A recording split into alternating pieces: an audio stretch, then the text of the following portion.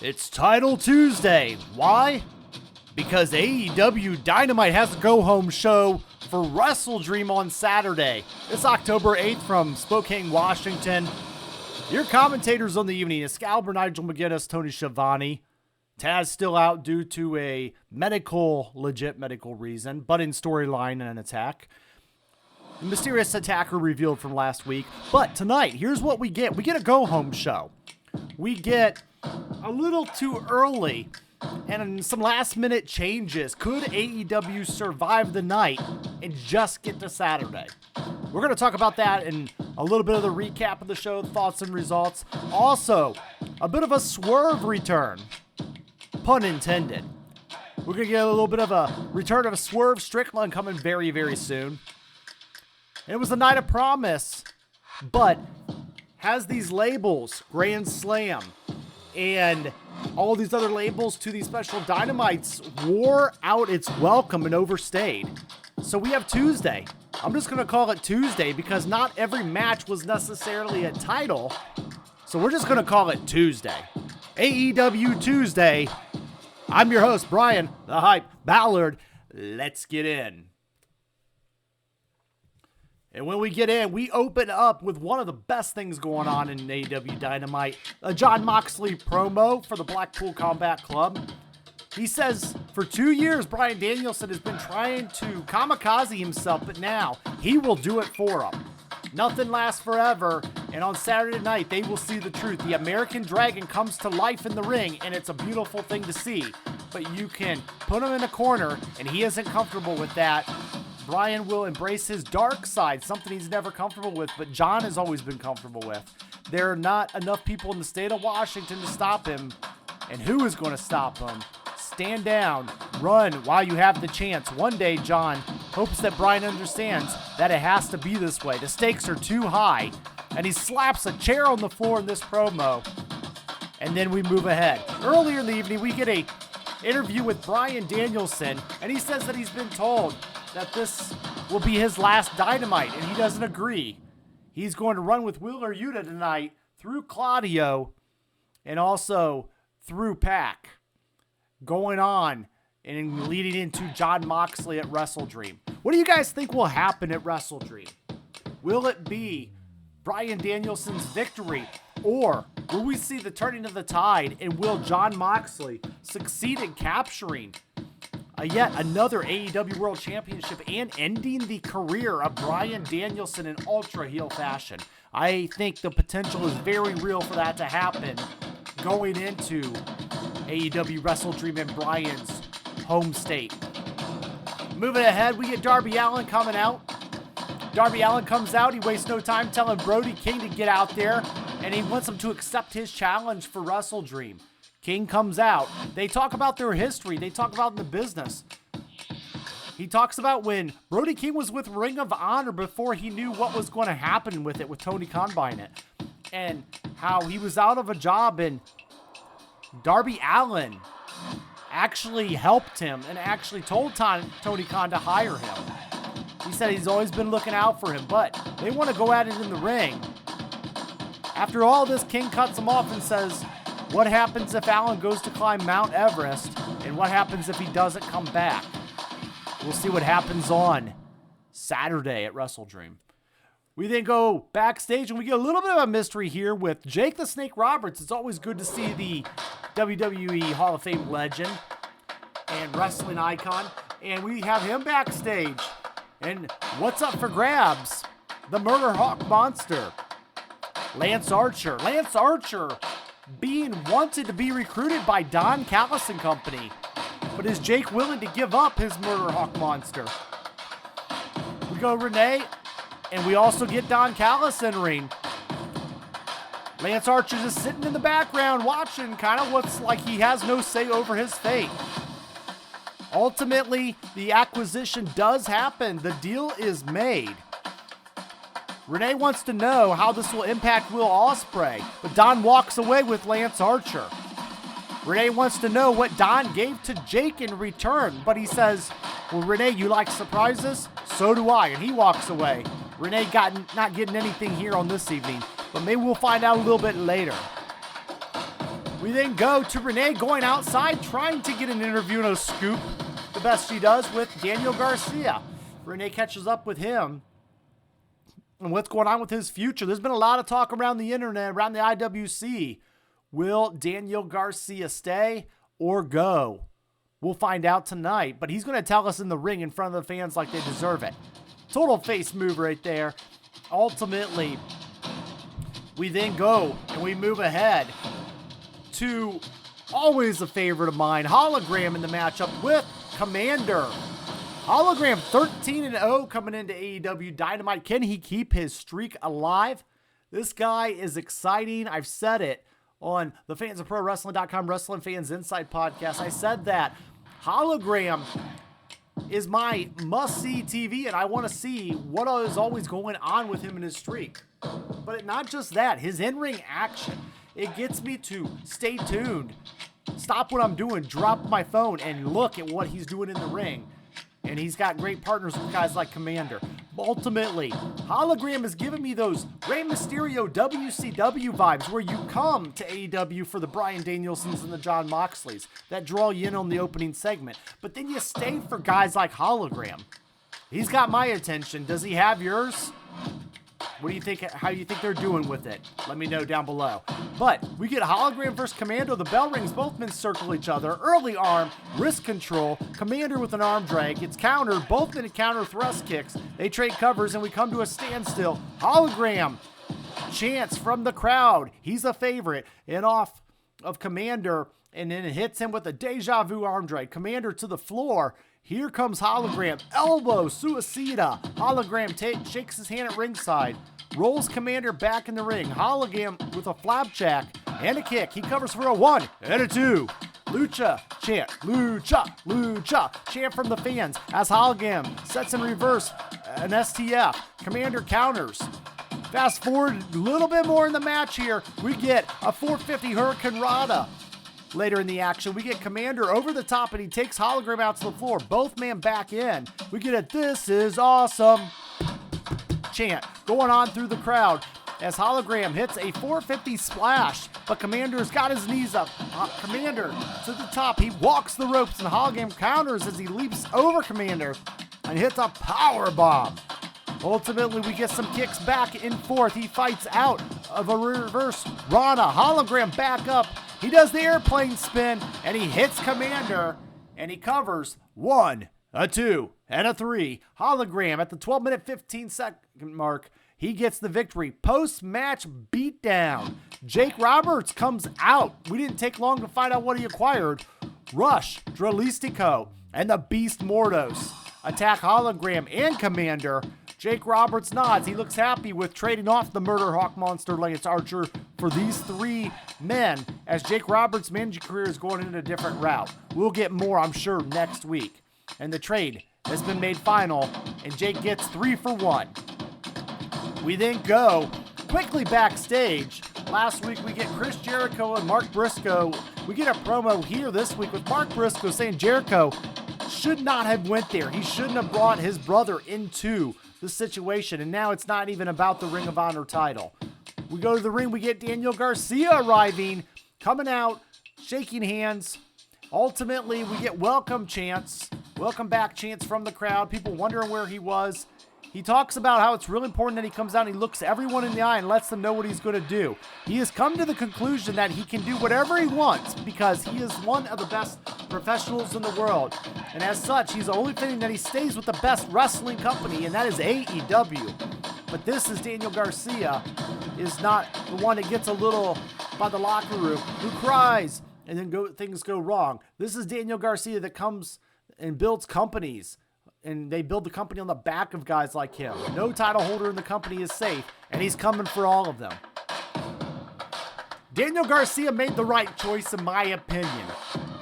I believe if he went to WWE, he would not be used correctly, would not move the needle as much for them as they would like, and get lost in the shuffle on NXT. And don't get me wrong, we would have some fun moments in the ring, but I just don't think it's worth it at this time. You got a nice work schedule. You got a company that's willing to feature you in a decently prominent role. And I feel like Tony Khan right now is valuing loyalty to AEW and its brand over the stars of the past, like CM Punk and others that he's invested in that has not quite worked out. So I feel he's going to double down on guys like Swerve, MJF, Daniel Garcia in the next year as he builds up the company. We then catch up with Swerve Strickland. He's been doing since the cage match at All Out. We can revisit the debut of MVP and Shelton Benjamin. And Strickland is going to be announced in a promo, a very nice segment. I'll kind of link it here for you guys, but ultimately it does show that Shelton Benjamin will be back at Wrestle Dream. Another promo for Wrestle Dream. And Shelton Benjamin and MVP are shown with Swerve Strickland, who will be returning this weekend. We then go to the #1 contenders match. We were supposed to have Britt Baker, DMD versus Willow Nightingale, but cancel those plans. Britt Baker out due to an undisclosed medical reason. And for the safety of the fans and herself, they pulled her from the show, pulled her from travel. And ultimately, Tony Khan has to pull a card subject to change rule that is long-term in the land of wrestling. And we now get former women's world champions in Jamie Hayter, Willow Nightingale, Saraya, and Nyla Rose in a fatal four-way title eliminator shot. A title shot that comes at Wrestle Dream this weekend. We get the champion, Mariah May, making her presence known. We ultimately then get Saraya out. We get Willow, who tries to fight off Rose in the ring. And then we get these girls just kind of all going at it. Willow and Jamie look to face off, but here comes Saraya and Harley Cameron to attack, coming from that locker room. But Rose tops it off, and ultimately she goes all out as May makes just hilarious faces in the booth during this time. We go and we get some back and forth between all the women. Fatal four-way, getting some elimination here going on. But ultimately, we do get a lady running down to the ring with the chair, and it is none other than Penelope Ford is back, and she hits Jamie with the chair. Jamie follows her up the ramp. And while in the ring, Nyla Rose hits a power slam on Willow. Saraya from behind, and Nyla hits her with the neck breaker. Nyla to the top. Harley knocks her off the top rope. Cameron puts a table in the ring, and Willow goes after Saraya. We get a lot, just a little mix-up back and forth. But Willow ultimately powers up Saraya and then sends her crashing through a table on the outside. Will pulls Saraya from the corner and pins her. And Harley for the 1, the 2, and the 3. 11-minute, 30-second mark. And we then get a face-off between Willow Nightingale, who will face Mariah May this weekend, with Mariah getting a beatdown on her at the top of the ramp afterwards. We do get a backstage segment with Mariah doing the interview, and Willow gets payback by also attacking her, trying to build this very quick feud between these two. What this tells me is I believe we were looking at Britt Baker versus Mariah at this weekend's Wrestle Dream, and we had to pull a switcheroony, and we had to get a new contender. So now we're doing a little quick back and forth booking here with the double attacks in the same night and double beatdowns by each opponent on the other, which then allows us to set up a little mini heat for Wrestle Dream this weekend on Saturday. Ultimately, we will go right ahead. We do get a quick situation with Switchblade Jay White getting a matchup against Cody Chung, I believe it was. White dominates early, but then ultimately does get the victory in a very quick 2-minute long match. Nothing really of nature to mention here. Post-match, he gets on the mic, he calls out Hangman Adam Page and talks about he's going to be the one that knocks him off his title path. And what's Page going to do about it? Hangman's coming for him. They talk a little bit there, but ultimately then we go to Hook backstage, figuring out what happens to Taz and who attacked him via storyline. We do know that Taz had surgery this morning, and he's got to have that reason to be off of work for a little bit. So integrate a whodunit storyline with Hook's father after he retired his title to him. Ultimately, we do get Kip Sabian passing through, but Hook running into Christian Cage, Nick Wayne and his mother, and he says Killswitch was lost to a medical situation, so he sympathizes with Hook over the loss of his father. Ultimately, nothing over here but just a little suspicion and storyline. I believe it's a little bit of a red herring. But what will Christian do with that world title that he can cash in at any time, that contract? I still wonder what may come. And speaking of, what is next? We got Mercedes Moné, the TBS and Strong Women's Champion of Japan. Double title match on Title Tuesday versus Emi Sakura. And Sakura, and these two had a matchup back and forth in the ring, ultimately leading towards a title defense for Mercedes Moné. Nothing of overly major here. We do get a little bit of interaction with a returning. We get a returning Chris Stratlander getting involved as Mercedes Moné does take advantage of a submission on Sakura while she taps her out at the 10-minute mark. And then again, post-match, we get Mercedes holding up Sakura for Camille, but the music hits and Stratlander comes down and then gets involved. And that's about what we get here as the big setup for Wrestle Dream this weekend. Then we do go backstage. We get a quick private party moment with Stokely Hathaway says that Private Party's missing one thing, himself. Oh, Stokely's on the hunt for new talent. Seeing where this would go. Ultimately, then we get Tony Schiavone in the ring. He introduces Will Ospreay. Will gets on the mic. He asked about Takeshita interfering and ended his match last week. Will calls out Don. Callis's music plays and he comes out. Callis wants a hug, but Will is like, no, not going to happen. Callis then wants to say that last week was emotionally difficult for him. Remember, all the good times they had. Will takes the mic, says stop talking about it. Stop talking about everything. He wants to know if Don sent out Takeshita to attack him. Simple question. He presses him. Don doesn't want to answer. And finally, he says, yes. Yes, I did. Will then ultimately, he says, because Will dropped the ball. And Will wants to tell Don that he doesn't know anything about that. The best wrestler in the world. Don threw him in the garbage like it was nothing. Will and Don are finished. And that's the end of this one.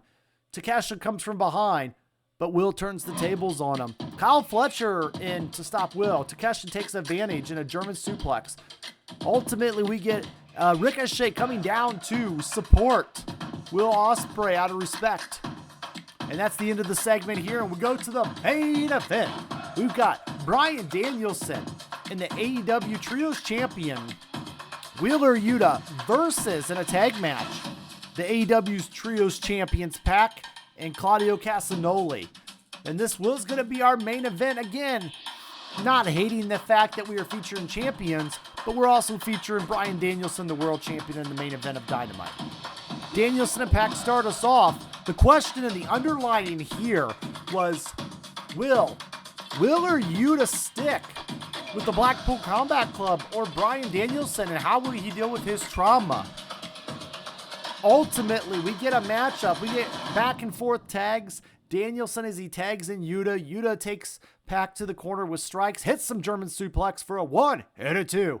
He maintains control with a cattle mutilation, but Claudio casually walks in, grabs Wheeler. Yuta slaps him.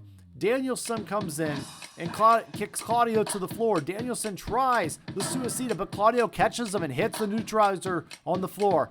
Pac with a hook kick on Yuta. Ultimately going back and forth in the action a little bit further in the matchup. And then we are getting a grounded yes kicks.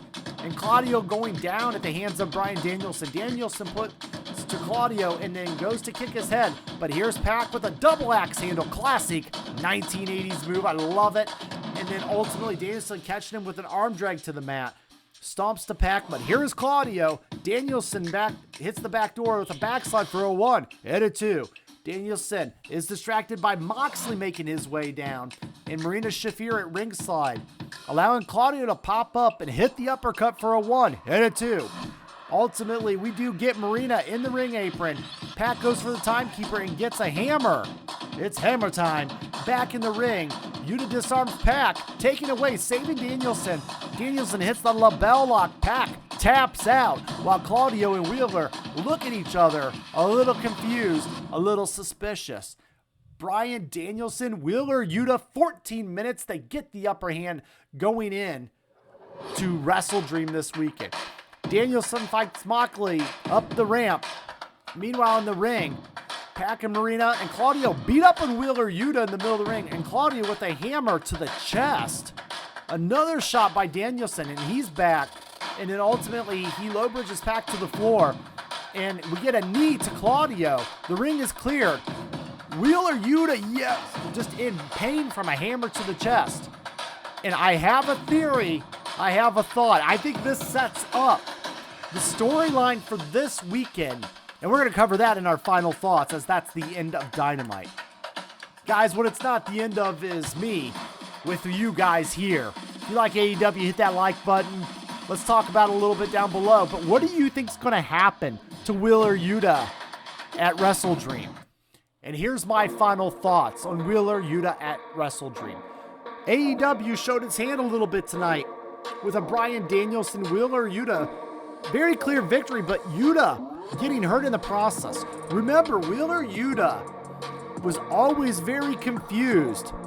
During the process, he struggled from week to week after the initial attack on Bryan Danielson with the suffocation in the plastic bag, all the way back at All In. Ultimately, what we see is a little bit further of that struggle, and he ultimately sided with Bryan Danielson tonight, teaming up with his hero. But the Blackpool Combat Club is keeping him a little bit closer and a little bit at bay. We got to see what happens. I do believe that Wheeler Yuta will ultimately turn on Bryan Danielson, helping wind down his career, as Jon Moxley is named your new AEW champion, potentially at Wrestle Dream or World's End. Guys, those are my final thoughts on Titleless Tuesday in AEW land. But ultimately, let me know yours down below. And for now, I'm out.